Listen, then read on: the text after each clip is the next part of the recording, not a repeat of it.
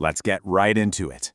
This is the absolutely wild story of how one teenage dropout, working out of his parents' house, built a multi-million-pound cybercrime empire and basically brought some of the internet's biggest players to their knees. So it all starts right here. Picture this, March 2013. A banker in London is browsing online and he clicks on an ad for an adult video. And then, bam, his entire screen just gets taken over. Police badges are flashing, accusing him of looking at illegal content.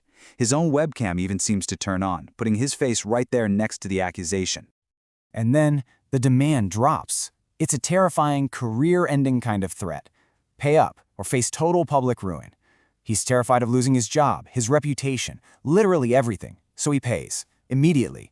What he doesn't know is that he's just one of thousands of people falling into the exact same trap on that very same day.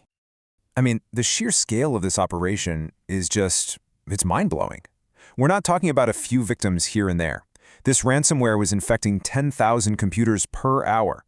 By the end of that month, over 70,000 people had paid up. This wasn't just a crime. It was like industrial-scale extortion, totally automated and ruthlessly efficient. So, you have to ask, who could possibly be behind an attack this big, this sophisticated? Your mind immediately goes to the usual suspects, right? Some well-funded Russian crime syndicate? Maybe a team of state-sponsored hackers from North Korea? Well, the reality was something nobody could have seen coming. The mastermind wasn't some shadowy organization. The shocking truth is that the whole thing was run by a 19-year-old kid named Zayn Kaiser, a kid who had just failed his first year of computer science, operating from a Dell laptop in his bedroom in Barking, London. It's just a crazy reminder that in this digital age, you don't need to be a superpower to have immense disruptive power. So how on earth does a college dropout build a criminal enterprise from nothing? Well, it all started deep inside the world of online hacker forums. So Zayn, going by the username King1, he stumbles across a post for something called Weaponized ransomware. Now, this wasn't your typical virus. It was a really clever piece of malware that would impersonate law enforcement, using pure psychological terror to scare people into paying fines for crimes they never even committed. Zayn didn't just see a scam, he saw a scalable business model, one built entirely on fear. So he messages the guy who made the malware, a Russian coder who just went by Slavic. Now, Slavic's crew had the weapon, but they were struggling to get it onto websites outside of Russia. Zayn, a native English speaker, offered him a deal. He would handle the distribution on all the major Western ad networks, and they'd split the profits right down the middle, 50-50. This was basically the blueprint for modern, borderless cybercrime, mixing technical skill with local market know-how. The attack itself was a really clever five-step chain. First, Zayn would buy ad space on huge websites. Think Pornhub. Second, that ad had hidden code that would redirect you. Third, that redirect sent you to a malicious server that scanned your computer for any weak spots. Fourth, it would exploit one of those weaknesses, like an outdated Flash player. And finally, boom! The ransomware locked your screen. The victim never saw a thing until it was way too late. It perfectly exploited the automated, trust-based system of online advertising. And the results? They were immediate, and they were staggering. On his very first night, after spending just £500 on ads, Zayn's cut of the profit from just 6 hours of work was nearly £18,000. He sent a simple message to his new Russian partner: "We're going to be rich." Of course, that was just the beginning. The operation was about to go global, and Zayn was about to start a very, very dangerous game with the same ad networks he was exploited. And this is where it gets really sophisticated. The ransomware was like a chameleon. If you were in the US, it used FBI logos. In Germany, it showed warnings from the BKA. In Japan, the National Police Agency. Slavic's team would actually scrape government websites for real criminal codes, even the names of actual judges, to make the threats feel terrifyingly authentic. It was a masterclass in psychological warfare, preying on people's natural respect for their own country's institutions. So, as you can imagine, the money was just pouring in. By March 2013, just a few months in, the operation was pulling in up to £45,000 a day. Zayn went from a broke student to a millionaire, buying Rolexes, leasing a BMW M4, the whole thing.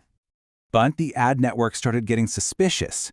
When Traffic Junkie, which is Pornhub's ad network, finally figured out his scheme and suspended his account, Zayn's response was just pure audacity. He sent them this threat, and 16 hours later, he unleashed a massive 400 gigabit per second DDoS attack. It knocked Pornhub completely offline and cost the company over £700,000. It was a stunning display of power, just one person holding a massive internet company hostage. Yeah, an attack that big, it doesn't go unnoticed. Zayn had just made some very powerful enemies, and now international law enforcement was starting to connect the dots and close in on the teenager from Barking. The investigation was a huge global effort, codenamed Operation Shrouded Horizon. It kicked off when a guy at Traffic Junkie found the link to the malicious server. That led the FBI to Slavic's crew over in Russia, and in their chat logs, they kept seeing this English speaker called King. They used blockchain analysis to link his crypto wallets to a UK exchange, which just goes to show you even crypto leaves a trail, and that led Britain's National Crime Agency right to Zayn's front door. So the chase reaches its climax at 4:47 in the morning.